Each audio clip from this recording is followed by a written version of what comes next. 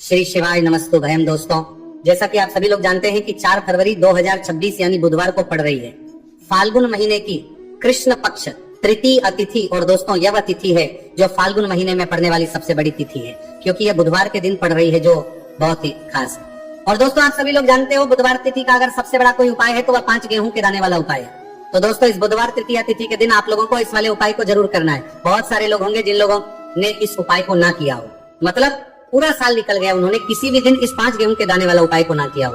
पर दोस्तों, आपके पास एक आखिरी मौका बचा हुआ है, जो कि 4 फरवरी बुधवार तृतीय तिथि के दिन है। तो इस दिन आप लोगों को इस वाले उपाय को जरूर कर लेना है। भले ही आपने पूरे साल भर इस उपाय को किया हो, पर अगर आपने इस फाल्गुन महीने के बुधवार तृतीय तिथि के दिन अगर इस वाले उपाय को कर लिया, तो आपको इस उपाय को करने का वो फल मिलेगा जिसकी आपने कभी कल्पना भी नहीं करी होगी। इसलिए आप लोग इस वाले उपाय को एक बार जरूर कर लेना, ताकि आप लोगों के हाथ से यह मौका ना जा सके और आपको इस उपाय को करने का फल मिल सके। दोस्तों, यह उपाय पंडित जी ने अपनी अभी की ही शिव महापुराण की कथा में बताया है, जिस उपाय को आज हम आपको बहुत अच्छे से समझाने वाले हैं। इस वीडियो को देखने के बाद इस उपाय को समझने के लिए आपको कोई और वीडियो को देखने की जरूरत नहीं पड़ेगी। तो चलिए दोस्तों, उपाय को शुरू करते हैं।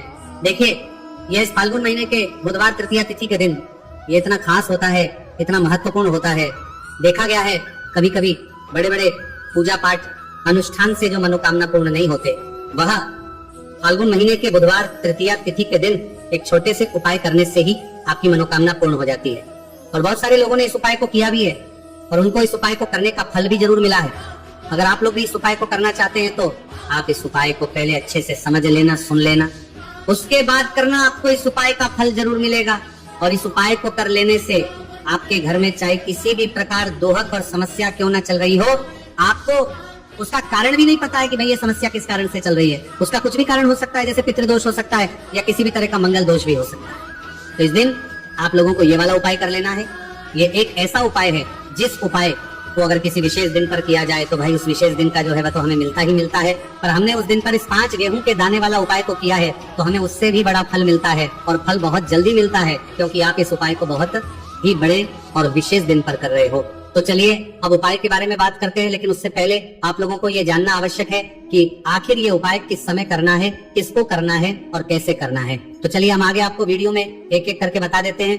लेकिन उससे पहले अगर आप लोग हमारे चैनल पर नए हैं तो हमारे चैनल को सब्सक्राइब कर लेना। इस वीडियो को लाइक करके कमेंट बॉक्स में श्री शिवाय नमस्तु भयम ओम नमः शिवाय जरूर टाइप कर देना। तो दोस्तों, इस 5 गेहूं के दाने वाला उपाय को हमें इस बुधवार तृतीय तिथि के दिन कैसे करना है, किसको करना है, किस समय करना है और कहां पर करना है, ये सारे सवालों के जवाब आपको इस वीडियो में मिल जाएंगे। और जो ये वीडियो देखेगा भाई, उसको 5 गेहूं के दाने वाला उपाय जरूर करना चाहिए, क्योंकि इस दिन 5 गेहूं के दाने का भी बड़ा और विशेष महत्व होता है। और जब बात आ जाए 5 गेहूं के दाने की, तो यह सोने पर सुहागा वाली बात हो जाती है और ये एक बहुत ही बड़ा उपाय हो जाता है इस बुधवार तृतीय तिथि का। तो अब दोस्तों, इस 5 गेहूं के दाने वाला उपाय को आखिर करना किसको है, सबसे पहले हम लोग वह बात जान लेते हैं। तो देखो, घर की जो बड़ी माताएं बहनें होती हैं, उन माताओं बहनों में से कोई भी एक बड़ी माता बहन इस वाले उपाय को कर सकती है। और अगर आप चाहें तो अपने घर में से सभी सदस्यों को भी इस उपाय को करवा सकते हैं। अगर किसी व्यक्ति की खुद की कोई मनोकामना है, खुद की कोई दुख और परेशानी है जो कि वह अपने लिए ही करना चाहता है, इस वाले उपाय को तो वह खुद अपने लिए भी कर सकता है। बाकी अगर कोई घर में से ऐसा है जो कि अपने पूरे घर परिवार की सुख और शांति के लिए यह वाला उपाय करना चाहता है, तो भाई वो भी कर सकता है। उसमें भी कोई दिक्कत वाली बात नहीं है। कहने का मतलब यह है कि इस उपाय को हर एक सदस्य भी कर सकता है, और पूरे घर परिवार के सदस्य के लिए घर की बड़ी माताओं बहनों में से कोई एक माता बहन भी कर सकती है। माताएं बहनें अगर घर में उपस्थित ना हो या वह ये वाला उपाय ना कर पा रही हो, तो फिर घर का कोई बड़ा सदस्य भी इस 5 गेहूं के दाने वाला उपाय को कर सकता है, चाहे फिर वह पुरुष ही क्यों ना हो, उसमें कोई भी दिक्कत वाली बात नहीं है। उसके बाद में दोस्तों, जो अगला प्रश्न निकल कर आता है वह यह है इस उपाय को लेकर कि आखिर इस उपाय को हमें किस समय करना है, सुबह के समय करना है कि शाम के समय करना है। तो देखो, इस वाले उपाय को आप लोग सुबह के समय भी कर सकते हो और शाम के समय प्रदोष काल में भी कर सकते हो। अब अगर आप पूछो कि भाई साहब सबसे उत्तम समय कौन सा रहेगा इस 5 गेहूं के दाने वाला उपाय को करने का, तो हम आपसे बस यही कहेंगे कि इस उपाय को आप सुबह के समय करेंगे तो ज्यादा बेहतर होगा। बाकी अगर के समय भी करेंगे तो भी अच्छा होगा, उसमें कोई भी दिक्कत वाली बात नहीं है। तो आप दोस्तों, जो अगली सबसे बड़ी और महत्वपूर्ण बात आती है वह ये आती है कि सुबह अगर हम उपाय को करेंगे तो हमें कितने बजे से लेकर कितने बजे तक के बीच में करना है, और शाम के समय प्रदोष काल में करेंगे तो हमें कितने बजे से लेकर कितने बजे के बीच में करना है। सुबह जितनी जल्दी हो सके आप उपाय को करने की कोशिश करना। बाकी किसी कारणवश लेट भी हो जाओ, थोड़ी देर भी हो जाए, तो 10 या 11 बजे तक भी आप उपाय कर लेना, पर 12 बजे से ज्यादा देरी ना हो, ठीक है। वंशधारकों की इस बात का ध्यान रखना। उसके बाद में दोस्तों, अगर शाम के समय प्रदोष काल की बात करें, प्रदोष काल का जो समय होता है वो शाम के 6 बजे से शुरू हो जाता है। मतलब शाम के 6 बजे से लेकर 7 बजे के बीच का जो समय होता है, ये समय प्रदोष काल का समय होता है। इस उपाय को 7 या 8 बजे के बीच में भी कर सकते हो। मतलब शाम के 6 बजे से रात 8 बजे के बीच में आप कभी भी इस वाले उपाय को करते हो, उसमें कोई भी दिक्कत वाली बात नहीं है। परंतु बुधवार तृतीया तिथि के दिन कोशिश करना कि समय के अंतर्गत ही कर लो। किसी कारणवश ना कर पाओ तो थोड़ा देरी से भी कर सकते हो, आपको उपाय का फल जरूर मिलेगा। देखिए, गुरुदेव ने बताया है कि जो प्रत्येक महीने पंचमी की तिथि आती है वो हमारे जीवन से सारे संकटों को दूर करने के लिए बहुत ही खास होती है। तो देखिए, आज के इस पूरे वीडियो में हम आपको गुरुदेव बताए गए 2 से 3 बहुत ही चमत्कारी उपाय बताने वाले हैं। ये तीनों ही उपाय आपके जीवन के सारे संकट और समस्याओं को समाप्त करने वाले हैं।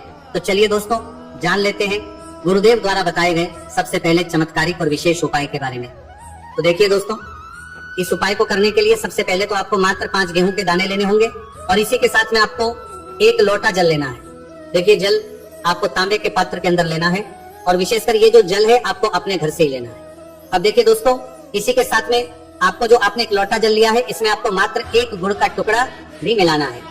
पूज्य गुरुदेव ने बताया है कि जब भी हम ये गुड़ का टुकड़ा इस पात्र के अंदर डालते हैं तो ये हमारे जीवन के कई प्रकार के दोषों को समाप्त करने के लिए होता है। देखिए, ये जो जल है हमारे जीवन से वास्तु दोष, काल दोष और पितृ दोष को समाप्त करने वाला है, तो इसीलिए आपको मात्र 1 गुड़ का टुकड़ा भी इस जल में मिलाना है। अब देखिए दोस्तों, मात्र इन सभी सामग्रियों को सीधे लेकर के आपको पहुंचना है भगवान शिव के मंदिर में। केवल आपको एक विशेष बात का ध्यान रखना है कि आपने जो 5 गेहूं के दाने लिए हैं, ये कहीं से भी टूटे हुए खंडित नहीं होने चाहिए। इस बात का आपको विशेष कर ध्यान रखना है।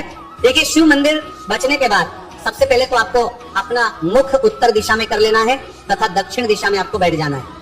लेकिन शिव मंदिर में यदि भीड़ अधिक है तो फिर आप किसी भी दिशा में बैठकर इस उपाय को कर सकते हैं।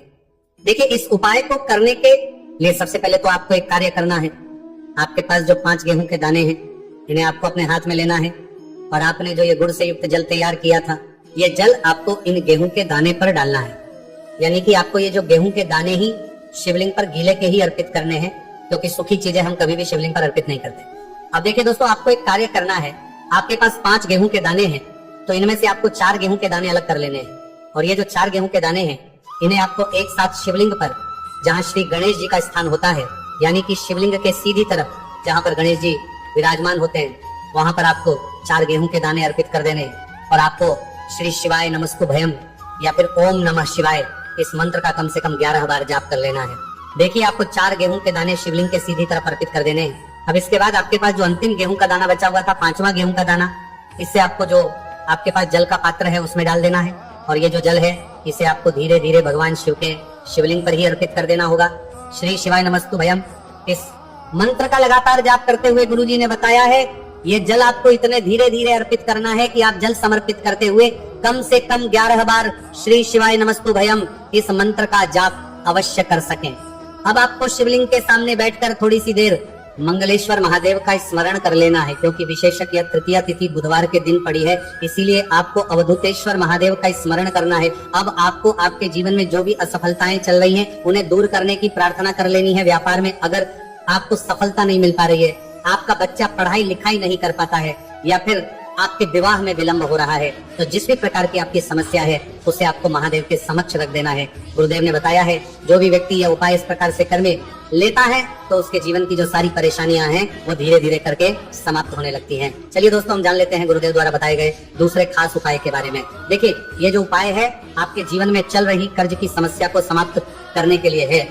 देखिए, पूज्य गुरुदेव कहते हैं कि कई बार हम कर्ज तो ले लेते हैं, लेकिन उससे उतारते समय हमें कई प्रकार की कठिनाइयों का सामना करना पड़ता है और जब हमारा ये कर्ज नहीं उतरता है तो हमारे दिमाग में केवल एक ही बात रहती है कि एक बार है, कर्ज उतर जाए, उसके बाद में जीवन में कभी भी कर्ज नहीं लूंगा। तो विशेषकर जीवन से कर्ज से जुड़ी हुई समस्या को समाप्त करने के लिए आपको ये चमत्कारी उपाय करना है।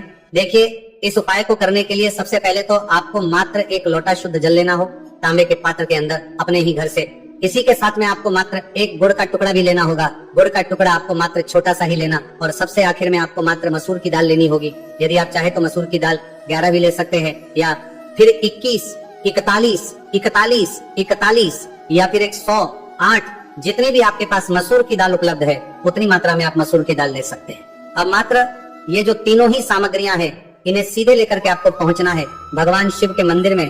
पूज्य गुरुदेव ने बताया है कि यह उपाय चाहे तो शाम के समय में भी कर सकते हैं।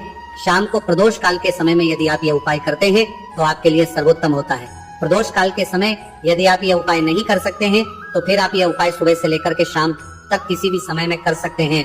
देखिए, मंदिर पहुंचने के बाद सबसे पहले तो आपके पास जो गुड़ का टुकड़ा है, इसे आपको उस जल के पात्र के अंदर डाल लेना है, और ये जो जल है इसे आपको भगवान शिव की शिवलिंग पर धीरे अर्पित कर देना है। श्री शिवाय नमस्तु भयम, इस मंत्र का लगातार जाप करते हुए और तुमरुकेश्वर महादेव का स्मरण करते हुए।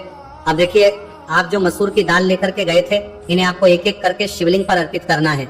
आपको एक मसूर की दाल शिवलिंग पर अर्पित करनी है। फिर आपको आर्यन मुक्तेश्वर महादेव का स्मरण करना है।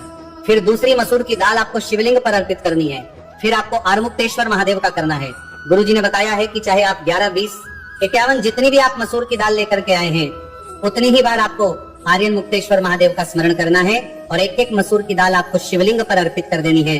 पूज्य गुरुदेव ने बताया है कि जो भी व्यक्ति लगातार 5 बुधवार इस उपाय को कर लेता है, तो गुरुजी ने बताया है कि इस उपाय को करने के बाद हमारे जीवन में धन प्राप्ति के रास्ते कहीं ना से खुल ही जाते हैं। तो इस प्रकार से आप कर्ज मुक्ति के लिए दूसरा उपाय कर सकते हैं। अब दोस्तों, हम जानते हैं तीसरे विशेष और चमत्कारिक उपाय के बारे में। देखिए, ये उपाय विशेषकर ऐसे लोगों को करना है जिनके शरीर में कोई भी रोग हो गया है, कोई भारी बीमारी हो गई, या फिर जिनके बिजनेस में, व्यापार में बढ़ोतरी नहीं हो पा रही, लगातार उनका व्यापार ठप होते जा रहा है, या फिर उन्हें अपने नौकरी में पदोन्नति नहीं प्राप्त हो पा रही है, या फिर यदि जीवन में धन की प्राप्ति नहीं हो पा रही है, तो विशेषकर ऐसे लोगों को यह उपाय करना है। देखिए, इस उपाय को करने के लिए आपको मात्र एक लोटा शुद्ध जल लेना होगा, तांबे के पात्र के अंदर अपने घर से। अब देखिए, इसी के साथ में आपको मात्र 5 बेलपत्र लेनी है। देखिए, यदि आपको बेलपत्र प्राप्त नहीं हो पाती है तो आप शिवलिंग पर चाहिए हुई बेलपत्र को पुनः शुद्ध जल से धो करके उनका उपयोग कर सकते हैं। लेकिन आपको ध्यान है कि जो बेलपत्र है वह कहीं से भी टूटे हुए, खंडित नहीं होनी चाहिए। तो देखिए, आपको मात्र ये जो दोनों ही सामग्रियां हैं, इन्हें लेकर के पहुंचना है भगवान शिव के मंदिर में। ये उपाय भी आप सुबह से लेकर के शाम तक किसी भी समय में कर सकते हैं। देखिए दोस्तों, मंदिर पहुंचने के बाद सबसे पहले तो आपके पास जो 5 बेलपत्र हैं, इन 5 ही बेलपत्र की डंडी को आपको पकड़ करके और शिवलिंग पर, जहां श्री गणेश जी का स्थान होता है, वहां पर आपको ये बेलपत्रियां रखनी नहीं है, केवल आपको टच करवानी है। आपको 5 बेलपत्र को एक साथ स्पर्श करवानी है। बेलपत्र को स्पर्श करते समय आपकी जो भी मनोकामना हो, चाहे आपको व्यापार, चाहे आपकी व्यापार से जुड़ी हुई कोई भी मनोकामना हो, या फिर आपकी नौकरी के लिए, या फिर आपकी अपनी किसी भी प्रकार की मनोकामना हो जिसके लिए आप ये उपाय कर रहे हैं, तो उस मनोकामना की पूर्ति के लिए आपको प्रार्थना कर ले हैं। और ये जो बेलपत्र है, इन आपको श्री गणेश जी वाले स्थान से उठा करके सीधे शिवलिंग पर अर्पित कर देनी है। देखिए, 5 ही बेलपत्री आपको इस प्रकार से अर्पित करनी है कि जो चिकनी साइड है वह शिवलिंग से स्पर्श रहेगी, डंडी वाला भाग जलाधारी को रहेगा। इस प्रकार से आपको यह 5 ही बेलपत्रियां शिवलिंग पर अर्पित कर देनी है। अंत में जो आपके पास एक लोटा शुद्ध जल है, इसे भी धीरे धीरे भगवान शिव के शिवलिंग पर ही अर्पित कर देना होगा। श्री शिवाय नमस्तु भयम, इस मंत्र का जाप करते हुए पूज्य गुरुदेव ने बताया है कि जो भी व्यक्ति बुधवार के दिन पड़ने वाली इस विशेष तृतीया तिथि पर यदि उपाय कर लेता है, तो उसके जीवन की कोई ऐसी मनोकामना नहीं जिसे हमारे महादेव परिपूर्ण ना कर सके। तो इस प्रकार से आपको सुंदर सा उपाय भी करना है। तो दोस्तों, ये थे पूज्य गुरुजी द्वारा बताए गए बहुत ही खास उपाय। अगर आपको जानकारी अच्छी लगी हो तो वीडियो लाइक करिएगा। मिलते हैं फिर एक नई वीडियो के साथ। श्री